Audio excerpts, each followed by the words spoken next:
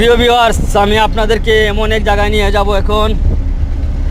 Tyre কিভাবে leak কাটানো হয় সেখানেই আমি আপনাদেরকে নিয়ে যাব।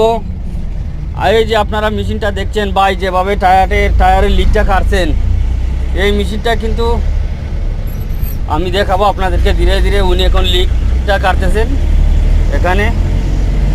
উনি কী করতেছে আপনাদেরকে একটু দেখাবো। এই যে কীভাবে টায়ার লিক কাটতে হয় আপনারা একটু দেখে নিন।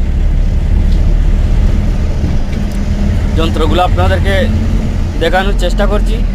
এই যে দেখবেন উনি টায়ারগুলো এখন ভিতরে ঢুকাইতেছে, তারপর নিয়ে যাবে উনি ওই মেশিনটার দ্বারে।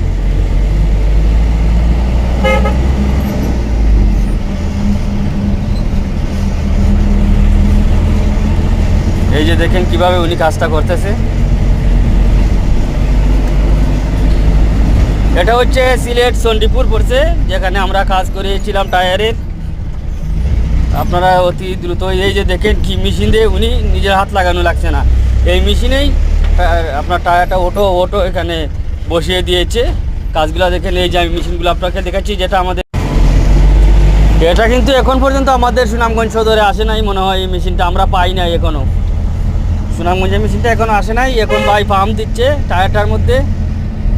আমরা দেখে নিব কিভাবে উনি লিকটা কাটছে, যতটুকু ধারণা আপনারা দেখেন। এটা হচ্ছে কিন্তু আপনার